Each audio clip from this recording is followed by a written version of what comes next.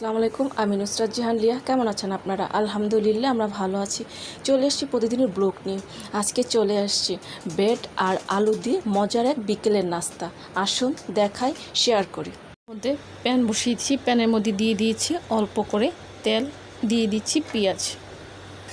আমি একেবারে অল্প করে তেলটা দিয়েছি, আপনারা চাইলে এর চেয়ে বেশি দিতে পারেন। দিয়ে দিচ্ছি লবণ, হলুদের গুঁড়ি, মরিচের গুঁড়ি,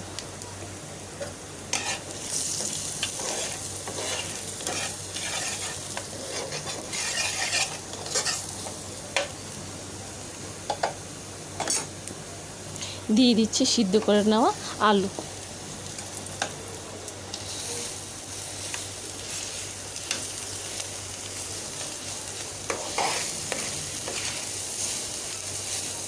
আলুটা আমি আগে থেকে সিদ্ধ করে ম্যাশ করে নিয়েছিলাম।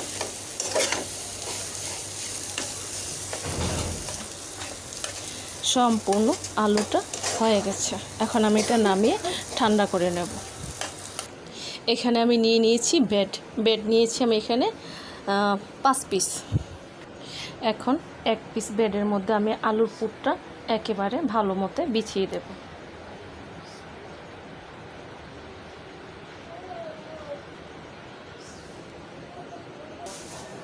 এই তো এইরকম করে সবগুলোকে আমি আলুর পুরটা দিয়ে দেব। সবগুলোর মধ্যে আমি আলুর পুরটা দিয়ে নিয়েছি। এখন আমি এখান থেকে মাছ থেকে কেটে দেব।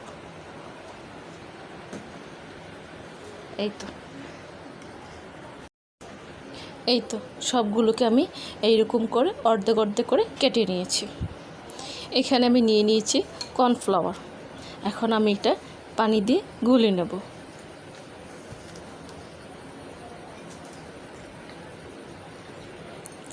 সম্পূর্ণ কর্নফ্লাওয়ারটা আমি একদম পাতলা করে গুলিয়ে নিয়েছি।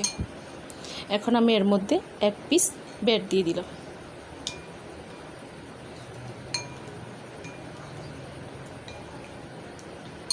একেবারে চুবিয়ে নিয়েছি। এখান থেকে আমি সুজো দিয়ে দেব ব্রেড ক্রামের মধ্যে।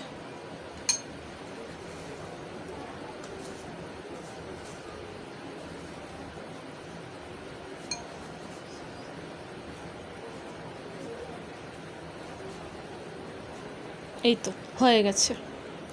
আমি আরেকটা দেখিয়ে দিচ্ছি। কর্নফ্লাওয়ারে পাতলা ব্যাটারের মধ্যে ভালো করে চুবিয়ে দিয়ে দিতে হবে ব্রেড ক্রামের মধ্যে।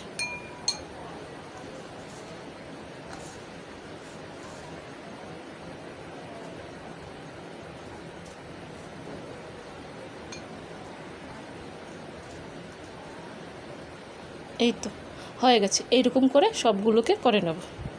আমি চুলোতে অনেকক্ষণ আগেই তেলটা দিয়ে রেখেছিলাম। এখন তেলটাও গরম হয়ে গেছে। এখন আমি 1 পিস করে দিয়ে দিচ্ছি।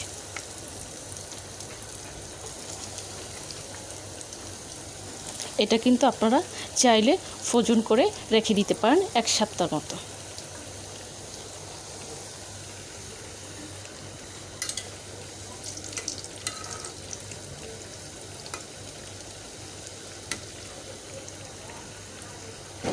এক পাশটা মোটামুটি ভাজা হলে আরেক পাশটা করে দিতে হবে।